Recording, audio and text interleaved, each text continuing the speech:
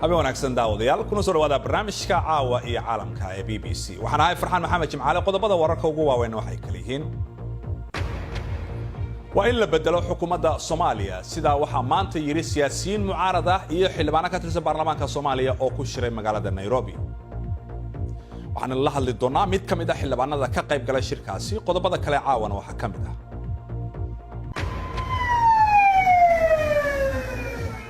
dowladda Sri Lanka ayaa ku eedeysay koox Islaami ah inay ka dambeysay qaraxyadii shalay oo ay ku dhinteen in ku dhow 300 oo qof. Faaqidada ciyaaraha ee toddobaadkana waxaanu ku eegi doonaa Liverpool oo mar kale dib u qabatay hoggaanka horyaalka Ingiriiska iyo ciyaarihii Yurub iyo qodobo kale. Kala soco BBC News Somali Television-ka raadiyaha online-ka iyo bogga bulshada. Halkani waa BBC London. Barnaamijkuna waa caawa iyo caalamka.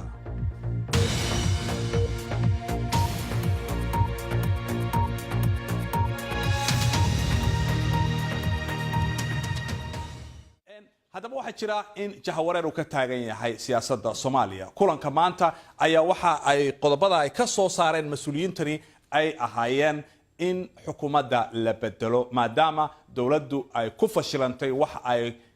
ka qabashada amniga iyo iyagoo sheegay inay ka baqayaan in doorashada ay qabsoon weydo waxa u muuqataa in ololaha doorashada Soomaaliya xilligeedii laga soo hormariyay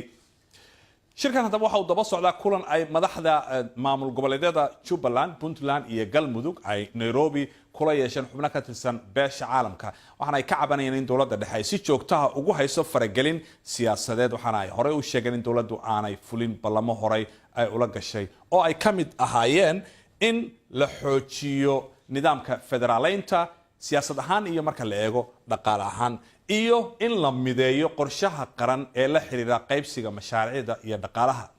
sidoo kale in aan la faragelin doorashooyinka dawladda dhexe iyo maamul goboleedyada waxa kale oo ay ku heshiiyeen qodobadaasi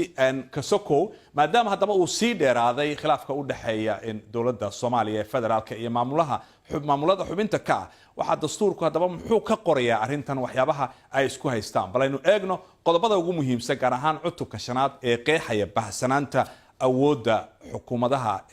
jamhuuriyadda federaalka ee Soomaaliya qodobka 51aad xiriirka iskaashiga heerarka dawladaha jamhuuriyadda federaalka Soomaaliya faqradiisa koobaad waxa uu leeyahay heer kasta oo xukuumadeed ha ahaadeen heerar siman ama kuwa kala sareeya waa in ay yeeshaan xiriir iskaashi oo wanaagsan faqradiisa saddexaadna waxa uu leeyahay si loo xoojiyo jiritaanka iyo horumarinta xiriirada iskaashiga federaaliga waa in la joogteeyo kulan sanadeed oo ay wada yeeshaan madaxda fulinta xukuumadda federaalka iyo madaxda fulinta dawladaha xubinta ka faqradiisa afraadna waxa uu leeyahay dhammaan heerarka xukuumadda waxa waajib ku ah inay hogaansanaadaan dastuurka dalka qodobka 52aad faqradiisa koobaad waxa uu leeyahay xukuumadda federaalka iyo xukuumadaha xubnaha ka waxa waajib ku ah inay madaxweynayaasha dawladaha xubinta ka dawladda federaalka Soomaaliya iyo mas'uuliyintooda sare yeeshaan kulamo joogto ah qodobka 54aad kala qaybinta awoodaha awood qaybsiga siyaasadeed iyo kuwa dhaqaale waxa ka wada xaajoon doona xukuumadda federaalka iyo dawladaha ka mid noqonaya dawladda federaalka Soomaaliya marka laga reebo arrimaha dibadda difaaca qaranka jinsiyadda iyo socdaalka iyo siyaasadda lacagta oo ay awoodeeda iyo mas'uuliyaddeeda yeelanayso xukuumadda federaalka Soomaaliya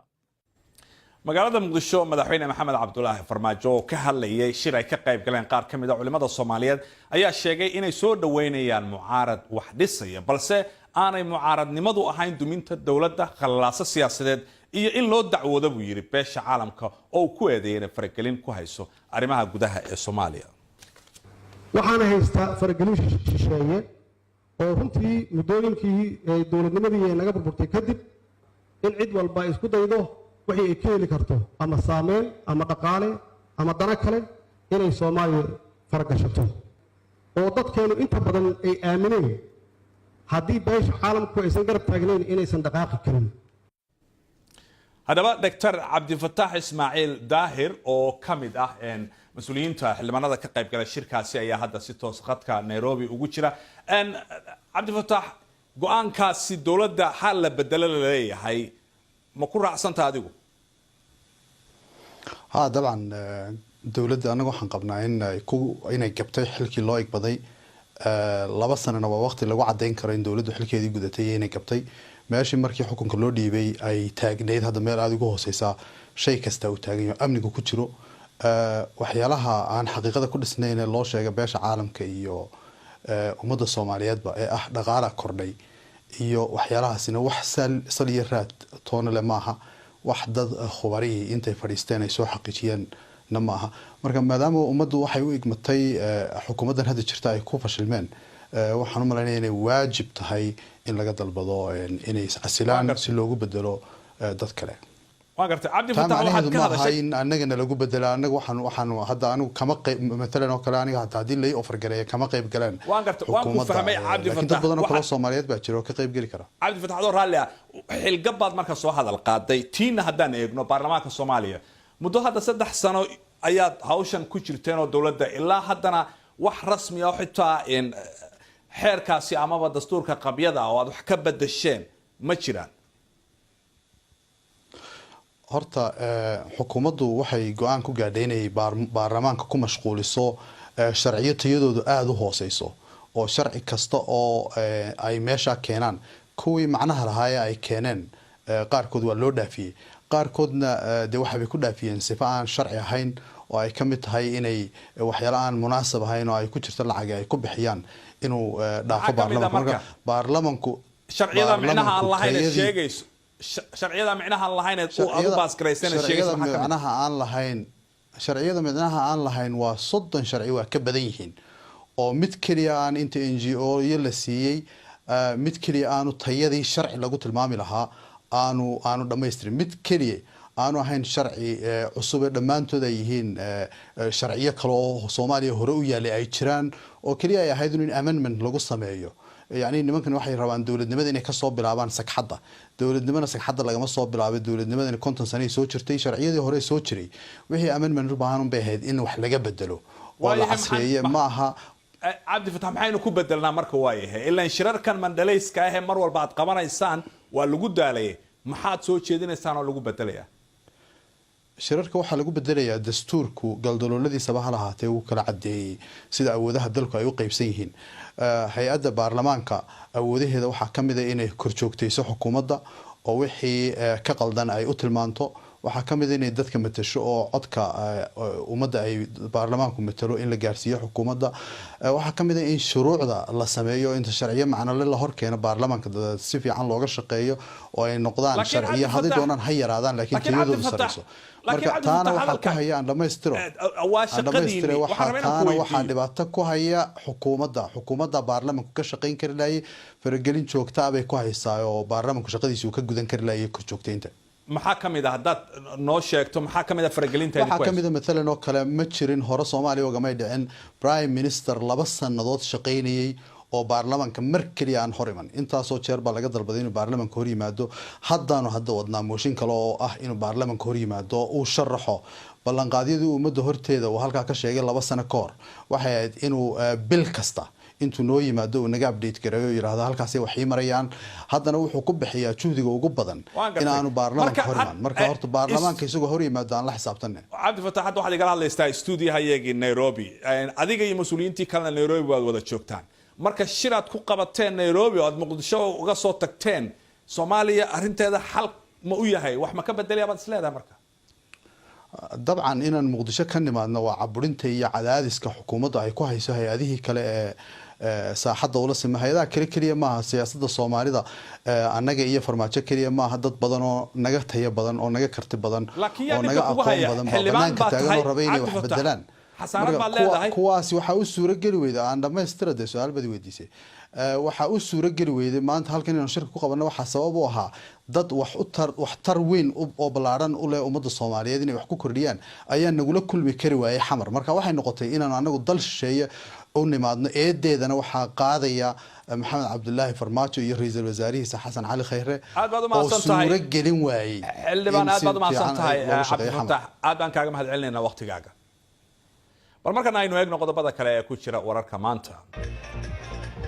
dadka reer Masar ayaa maalintii ugu dambeysay codkooda ka dibanaya afti 3 maalmood loo qaadayo in wax laga bedelo dastuurka wadankaasi oo keeni karta in madaxweyne Cabdi Fataax al-Siisi uu xukunka sii hayo ilaa 2030 iyadoo la filayo in isbeddelkan uu hirgalo haddana dadku waxa ay sheegayaan in tirada dadka u soo baxa ay tijaabo u noqon doonto shacbiyadda madaxweynaha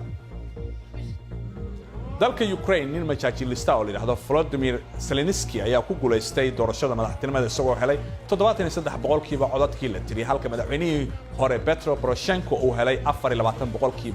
Mr. Zelensky waxa uu sheegay inuu doonayo inuu xabajoojin la galo kooxaha gooni goostadka ee Ruushku uu taageero ee bariga Ukraine isla markaana uu wada xaajo dib ula furo Moscow iyo xulafada caalamiga ah. taliyaha ciidamada Suudaan ayaa dibadbaxayaasha waddankaasi ka dalbaday in wadooyinka ay ka tagaan dalka Suudaan xiisadda ayaa wali kacsan dibadbaxyadii wali waa ay socdaan iyadoo xilka laga qaaday madaxweyne al-Bashir hogaamiyaasha dibadbaxayana waxa ay hore u sheegeen in xiriirka ay u jireen hogaanka golaha military ee bedelay al-Bashir waxana ay ku cadaadinayaan in dhaqso xukunka dadkayda lagu wareejiyo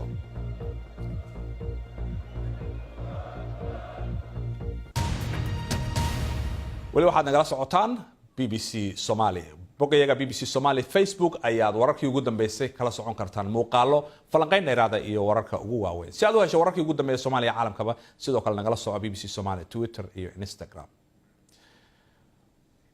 wali waxay noo soo socda oo qaybta dambe aad ku daawan doontaan faaqidaadii ciyaaraha ee toddobaadkan oo aanu ku eegi doono kooxda kubadda cagta ee Liverpool oo mar kale dib u qabatay hogaanka horyaalka Ingiriiska iyo waliba ciyaarihii kale ee Yurub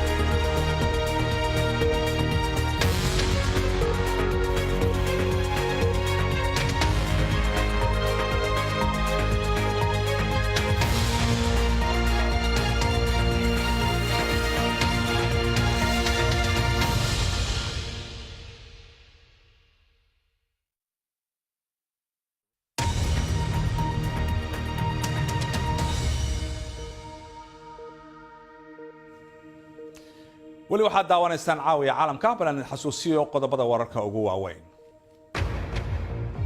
siyaasiyiin xildhibaano ay ka mid yihiin oo maanta ku shiray magaalada Nairobi ayaa waxa ay sheegeen in loo baahan yahay in xukuumadda Soomaaliya la bedelo waddanka Sri Lanka ayaa waxa uu ku dhawaaqayaa in xaalad degdeg ah la geliyay kadib markii weerar bambooyin loo isticmaalay lagu qaaday kaniisado iyo hoteelo lagu dilay dad gaaraya 290 qof dowladda ayaa waddankaasi waxa ay ku eedeysay weeraradaasi inay ka dambeeyeen kooxo muslimiin ah xag jira iyadoo sidoo kalena sheegtay inaysan weeraradani dhici lahayn haddii uusan jirin xiriir kale oo caalami ah oo ay la leeyihiin kooxo argagixiso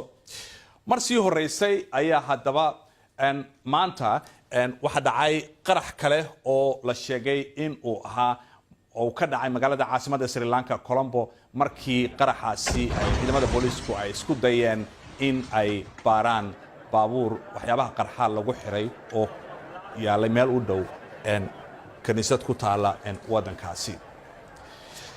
haddaba booliiska ayaa waxa ay shaki ka qabaan in gaarigani oo walxaha qarxa ay ka heleen ay isticmaalayeen dadkii weerarada geystay sidoo kale 80 walxo qarxa ah ayaa iyana laga helay boosteejo gawaarida laga raaco booliisku waxa ay xireen 24 qof hase yeeshee su'aalo ayaa laga qabaa digniino la sheegayay in weeraradaasi laga digay oo ka imanayay sirdoonada caalamka digniinadaasi oo aan laga jawaabin ra'iisul wasaaraha waddanka Sri Lanka ayaa shalayto hadalkan yiri While this goes on iyadoo ay dhibaatadani socoto waxaan sidoo kale eegaynaa sababta aan si adag looga taxadirin dhibaatadan laakiin waa inaan xaqiijino in argagixisada aysan madaxeeda kor dambe ugu soo qaadin Sri Lanka in Sri Lanka weerarada shalay dhacay haddii la isku geeyo waxa ay noqonayaan 8 weerar mid ka mid ah weeraradaasi waxa uu ka dhacay waa 6 weerar mid ka mid ah waxa uu ka dhacay caasimadda waddankaasi ee Colombo halkaasi oo midna uu ka dhacay magaalada waqooyiga xigta ee Ngomba iyadoo weerarka kalena uu ka dhacay magaalada xigta dhinaca bariga ee la yiraahdo Bataluka qaraxii ugu horeeyay ayaa waxa uu ka dhacay macbadka St Anthony kaasi oo ah macbad caan ku ah dadka ku nool degmadaasi la yiraahdo Cochikida ee wadankaasi Colombia kadibna 3 hotel oo caan ku ah wadanka ayaa dalxiisayaashu waxa la sheegayaa in halkaasi la weeraray weeraradan ayaa dhacaya kadib 10 sano oo deganaan ay ka jirtay wadankaasi Sri Lanka kadib markii dagaalkii sokeeye uu soo afjarmay cidna ma aysan sheegan mas'uuliyadda weerarada wariyaha BBC-da Shrinjit Leil oo ku sugan magaalada Colombo ayaa warkan ka soo dirtay. We did have a press conference earlier from the press secretary of the cabinet. maanta waxaa dhacay shir jaraa'id oo agaasimaha warfaafinta dawladda uu ku sheegay in koox yar oo islaamiyiin ah oo aan wax badan laga aqoon lala xiriiriyay weerarka waxaa loo haystaa inay ka dambeeyeen burburinta sanamyo budhista ah sanadkii hore waxaana la aaminsan yahay inay heleen taageero caalami ah tookadan iyadoo la eegaya sida ay weeraradu u dhaceen saacada isxigxigay su'aalo badan ayaa la isweydiinayaa dabcan laakiin sidee looga hortagi karay dhibaatadan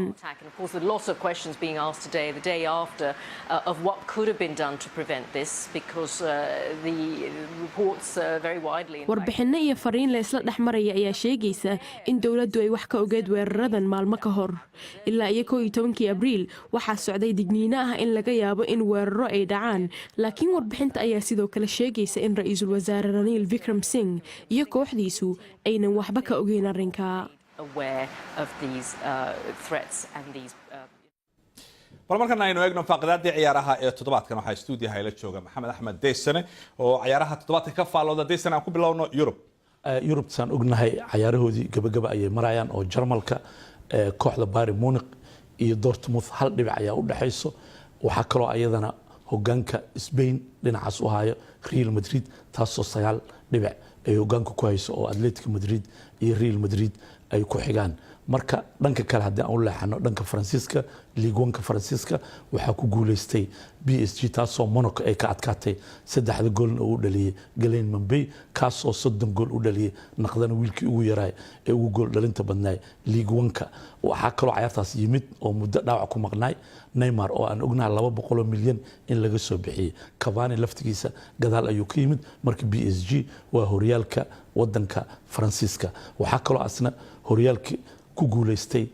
dhinaca Talyaaniga Ronaldo oo Juventus ay ku guuleysatay kadib markay ka adkaatay Fiorentina 2-1 kaasoo Ronaldo naqday ciyaartooygii 3 wadan horyaaladooda ku guuleystay Ingiriiska Man United ayuu la guuleystay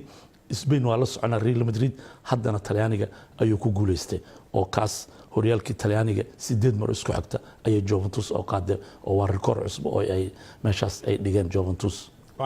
haddaan eegno xagga horyaalka Jarmalka isaguna Talyaaniga iyo Spain waana meesha kala joogaan dhinaca Jarmalka aad iyo aad iskugu dhagiin oo waxaan ognahay in 70 iyo 69 ay kala leeyihiin Dortmund iyo kooxda kale Bayern Munich laakiin waxa u malaysaa 4 ciyaar u dhiman 4taas ciyaar in lagu kala bixi doono sidii Ingiriiska oo kale ayadana meeshaas aad iyo aad in la soo haayo oo lees dhaafilaya Jarmalka laftigiisa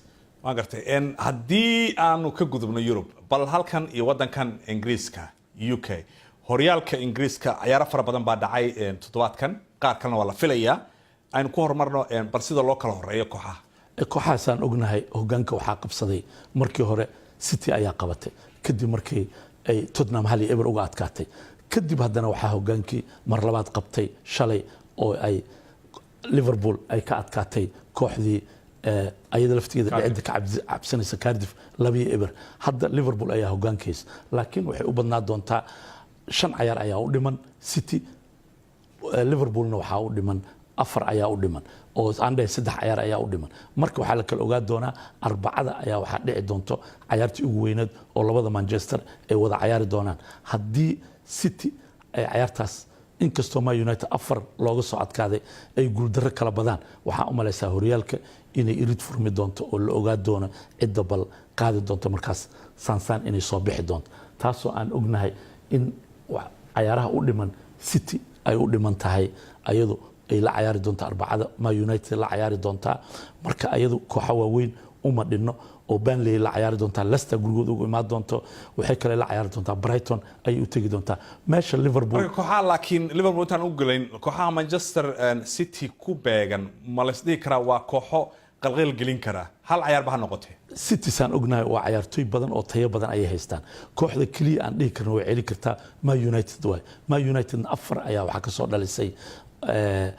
Everton ni ahaan ma fiicna niyadooda laakiin guriga isla degan yihiin ma rabaan in ay ka adkaadaan. Dhanka kalena saan la socono Man United 19 mar ay horyaalka ku guuleysatay, Liverpoolna 20 inay la simato ayadana ma rabaan. Laakiin labada Manchester markii la isku fiiriyo waxa awood badan ama tayo fiican ciyaartooy ahaan Manchester City ayaa tayo fiican laakiin gurigooda ayay ku dheelayaan dhibaatadii soo gaartay inay ka kabsadaan. Marka laba Manchester oo is haya markaad eegto taageerayaasha Liverpool kee labadooda u roon labadaba way nacib yihiin laakiin markii mid qaada labadaba waa nacib yihiin laakiin mid qaada hadii la dhaho City qaada lahayd sababtoo City waa koox hadda ku soo biirtay tartanada laakiin Liverpool waa cadow hore u soo jiri jiray oo ka dhaxay jiray ayaga iyo Liverpool iyo Man United waxa ka dhaxay jiray cadowtinimo aad iyo aad u weyn taasna way keenaysaa meesha xifaaltan iyo macnaha tartan adag baa weligood ka dhaxayn jiray waan gartay laakiin markaad teegto Liverpool ayaduna kolay kooxa u harsan haba kooxa yaraatay tartanka ciyaaraha u dhiman Liverpool sida muuqato saddexda kooxo u dhiman inay istaaji karaan ma u maleynay Huddersfield ayaa u imaanayso oo Huddersfield wayba dhacdaba waxaan qabaa kaliya Newcastle way oo Benitez oo gadaal aad iyo aad u galo Benitezna waxay u badan tahay Liverpool oo koobka u muuqda inaysan celi karin ciyaarta ugu dambeysana Wolves u imaanayso marka ma u maleynay Liverpool saddexdan koox inay celi karaan inkastoo Barcelona yani Benitez marka leedahay gadaal buu aad u galaa difaaciisa aad u basas soo dhigtaa marka taas ayaa waxa dhici karta in dib ugu yimaado laakiin ma u maleynay Liverpool inay Newcastle ay celi karto inkastoo Barcelona oo la ciyaaray oo laga yaabo ciyaartooy inuu nasiyo haddana Liverpool waxay ogtaa saddexdeed inay badiyaan laakiin wuxuu culays ka saaran yahay City haddii ay wax beerdarayso ay wax barbardhac gasho ama guuldarro gaarto waxa u malaysaa horyaalka in Liverpool meeshaas horyaalka ay ku qaadi doonto waan gartay barbardhacaasi marka in goolo lagu kala qaado suurtagal ma tahay maadaama Manchester City ay goolo badan tahay kulli goolashana meesha way ku jiraan waxa u malaysaa farqiga goolasha in 12 ama 8 ala dheeriya waa laga gool badan laakiin Liverpool waa kooxda ugu difaac fiican Premier League oo difaacooda aad u fiican oo sida ugu yimid Van Dijk waxa u malaysaa gadaashoodii aad iyo aad inay u adkaato ee xagga gool dhalinta inay laakiin City Arsenal ka waran waxa markaad eegto ciyaartii ay yeesheen iyaguna jab ba soo gaaray Crystal Palace sida aan la socono Arsenal iyo waxa u malaysaa iyo Man United inay fursad ay bardareeyaan ay ku socdeen kaalinta afraad ay ku socdeen oo Tottenham barbardhac loo geliyay oo laga adkaaday marka waxay adin adkaadaan oo waa la soconaa Man United 4 gool in laga dhaliyay Everton ka adkaad Arsenal waxay fursadaas inay ka faa'iideysto oo Crystal Palace ayaa u timid laakiin nasiib darro waxa u malaysaa 2 iyo 3 in looga adkaaday oo meeshaas Arsenal ay ku dhacday dhibaato marka dhibaatadaas waxa ka faa'iideysan doona caawa oo Chelsea ayadana ay ciyaari doonto oo ay Burnley la ciyaari doonto haddii Chelsea ay adkaato inay kaalinta saddexaad ay geli doonto oo Tottenham hoos u soo dhici doonto waan gartay caawa Chelsea ciyaarta la filayo Chelsea fursad weyn ay haystaa oo gurigooda ayaa Burnley ugu imaanaysa waxay u badan tahay inay ka adkaadaan kaalinta saddexaadna ay fadhiistaan Chelsea hadda waxa u malaysaa inay istustay inay afarta geli karto guuldaradii ku dhacday Man United iyo Arsenal ayay ka faa'iideysanaysaa marka hadda waxay u muuqataa City iyo Liverpool kaalinta koowaad ay isku haystaan waxa u malaysaa marka 4-3 in la isku haysto oo saddexdii Tottenham ayaa fadhida marka Chelsea hadda waxa u malaysaa inay istustay oo Chelsea iyo Tottenham inay u eg tahay hadda afarta inay ku socdaan taas ayay u badnaa doontaa aad iyo aad baad mahadsan tahay Maxamed Axmed Deystane oo ka faaloonayay ciyaarihii toddobaadka inta ayaan kusoo gabagabaynaynaa barnaamijkii caawiya caalamka waad ku mahadsantihiin daawashadiina asxaabta dhammaanba inta ayaanu kusoo gabagabaynaynaa inta aanu habeen dambe dib u kulmeyno dhammaantiinba waxaan idinkaga tagaynaa sidaa iyo habeen wanaagsan